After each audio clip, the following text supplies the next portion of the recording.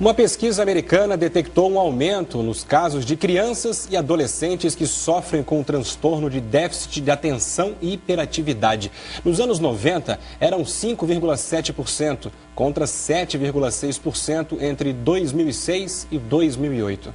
No Brasil, psiquiatras e neurologistas não contam com uma base de dados que aponte números tão precisos, mas estimam que de 3% a 8% das crianças e 4% dos adultos tenham este transtorno.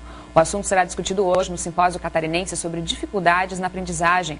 O tema central é a criança hiperativa. O professor Francisco Rosa Neto, doutor em desenvolvimento infantil, está conosco para falar sobre o assunto. Bom dia, professor. Obrigada pela presença aqui com a gente. Vamos falar um pouquinho que transtorno é esse.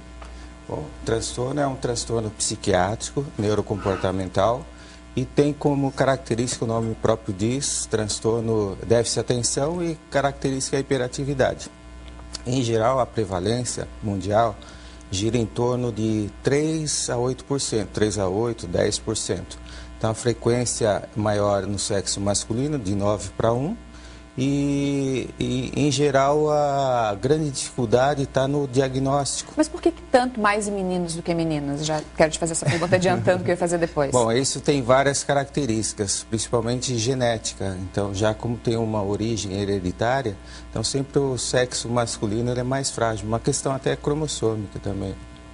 Então, as doenças e as enfermidades, em geral, são mais prevalentes no sexo masculino, principalmente os transtornos relacionados ao comportamento. Vamos tentar especificar mais, né? Como é que a gente pode identificar? Geralmente mais em crianças? Qual é a faixa etária? Geralmente o diagnóstico, o melhor diagnóstico é feito a partir dos 5 anos. 5 anos. E como identificar isso, né? Isso se torna mais evidente e uma fase mais forte por volta da idade escolar.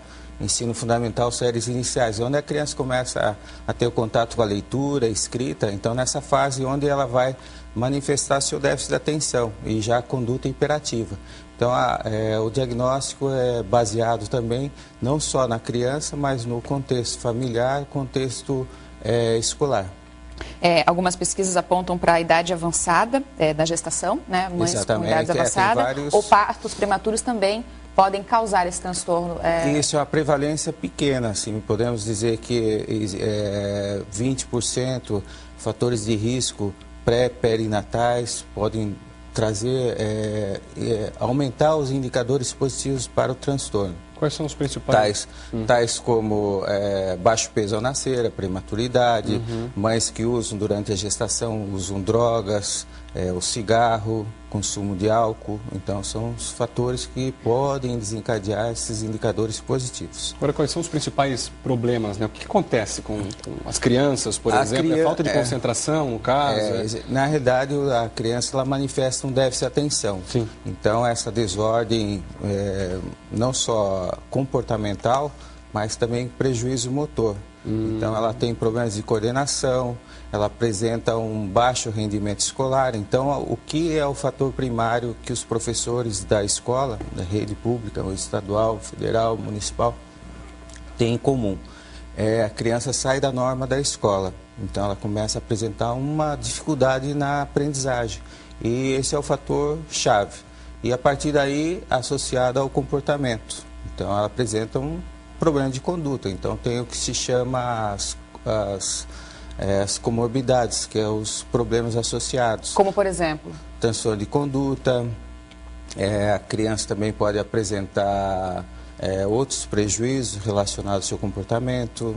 E mesmo assim, né, com tantos sinais, ainda é difícil identificar que é esse transtorno. Alguns psiquiatras, principalmente a escola espanhola, considera que é um problema mais fenomenológico, não etiológico. Significa que é muito complexo o diagnóstico, pode levar alguns anos, tem que se basear em várias questões, não só a questão da criança em si, mas seu contexto familiar, social, etc. Agora, o tratamento para isso, né?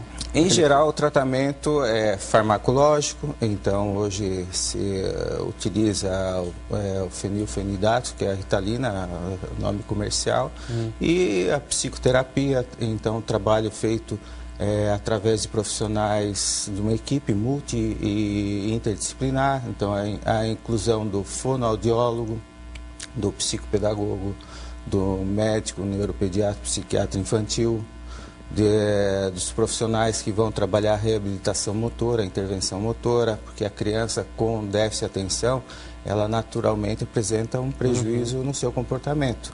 E na questão motora, apresenta prejuízos na questão temporal, memória imediata. E os resultados desses tratamentos geralmente sempre muito positivos? Pois é, tem cura ou tem que acompanhar para o resto da vida? É um problema crônico. Então a tendência em geral, nos anos 90 discutia mais a criança, hoje se discute o adulto também, né? Então a prevalência no adulto em relação ao sexo é mais pareada, tanto do homem como a mulher.